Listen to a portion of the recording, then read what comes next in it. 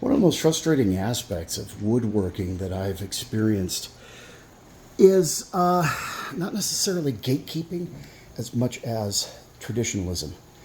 That's not the way I was taught. Now, in a lot of instances, the way you were taught, say for something like dovetail joints, there's really not many other ways to do it. There are different tools to use, but there's not really many different ways to do it to make a dovetail joint. However, the lathe was the same for centuries upon centuries. And it's been only in the last 40 years or so that new techniques have been developed to use the cutting tools developed for the lathe more efficiently and better. Let's talk a little bit about blade geometry and wood cutting or slicing techniques on the lathe. To understand a little bit about the evolution of sharpening techniques and blade geometry on a bowl gouge, first we have to understand where it started. And it started with the traditional fingernail gouge, and that's probably a little bit more like a spindle gouge than a bowl gouge, but essentially the gouge is sharpened in a little crescent at an angle of 60 degrees. And it's sharpened in this fingernail style by simply pointing it directly into a sharpening wheel or a belt sander and rotating it. So this is a traditional English grind, 60 degrees. It's held on a platform, pushed straight into my sharpening belt, and simply rotated at an angle of 60 degrees. This gives you a traditional fingernail or English grind.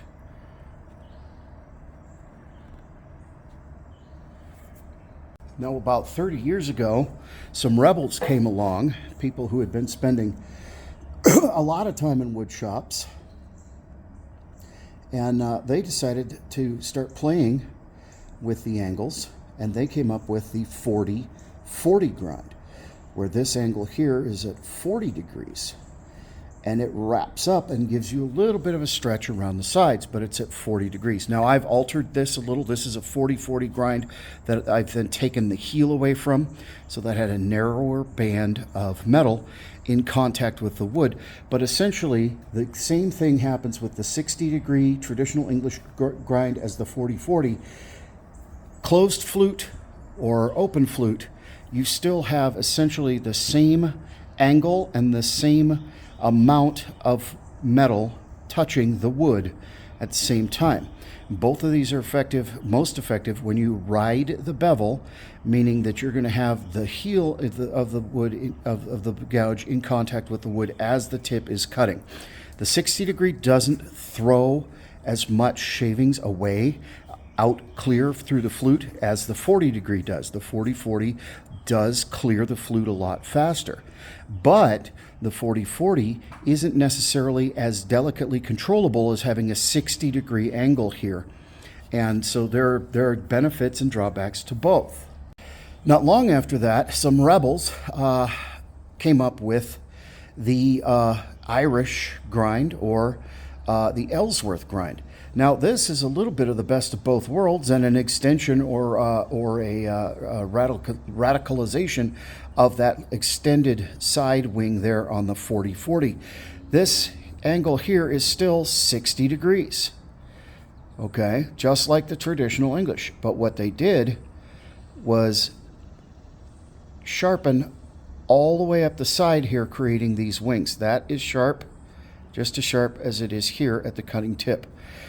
Now, this provided several different things. First of all, it clears wood as well as the 40-40, but it's as delicate as the 60 degree, and you can take very fine, very thin cuts. But then you have this wonderful wing here that you can use to do things like scrape with. And I mean, it's just a very, very versatile grind, and it gives you some options you don't have here, you don't have here, and you're using in one tool rather than 2 or 3 or 4 different tools to do the same function. One thing that I've discovered in learning about slicing wood is that and a very important part of the way that the gouge works is that you only want a little bit of the gouge. A little section is actually going to be what's cutting the wood and what's in contact to the wood. So the way you hold the gouge is going to have a direct effect on how well that works. When you start a cut, you want to hold the flute closed like this, so that you can get an edge where you can start to rest the bevel of the gouge. But when you start getting into that cut, if you hold it this way with a closed flute, it's going to begin to rock like this. The blade will vibrate and rock like this because you've got a wide swath of heel here in contact with the wood, and that is contrary to that very narrow cutting tip. That wide patch of blade there, all of this in contact with the wood, with the curve or whatever you're cutting, is combating friction-wise with that little tiny cutting area that's right there. That's the only part of the blade that's actually cutting on a good slicing cut. How do you combat that? Well, you need to make this wide area of metal as narrow as possible. So when you start your cut, you're going to have a closed blade, but as you start to come across, you want to open the blade so that the thinnest possible piece of metal is in contact with the wood throughout the cut. And if you use the tool that way, whether it's the traditional English grind or the 40-40 grind, if you use the tool that way, you'll find that once you start a cut, as you open that blade, you're going to get a much cleaner finish cut. I don't know many turners who would disagree that getting a clean cut across the face of end grain is one of the most difficult things to do in wood turning.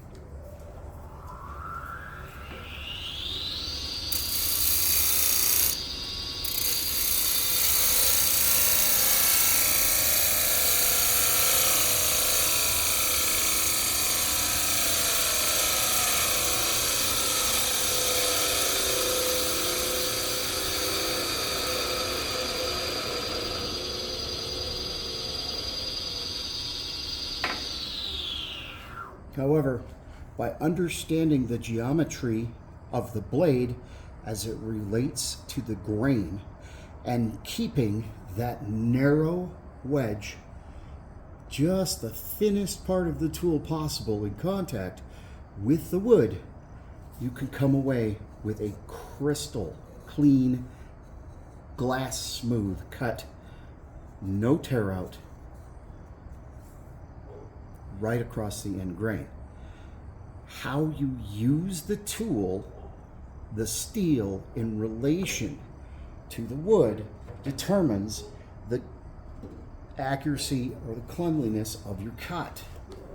You can do the same thing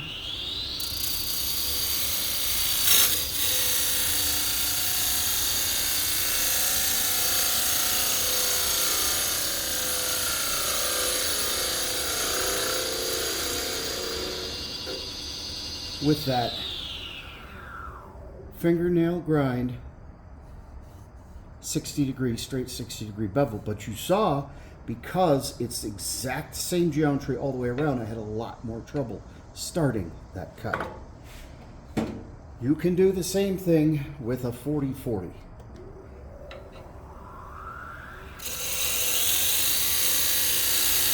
Again, by opening the flute and keeping the amount of steel in contact with the wood as narrow as possible, you end up with a clean, tear-out free, super nice cut across the face of the end grain.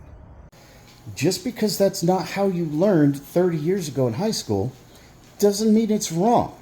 It's just a different technique, as techniques have been developing and changing, and the way that we use our tools has been improving.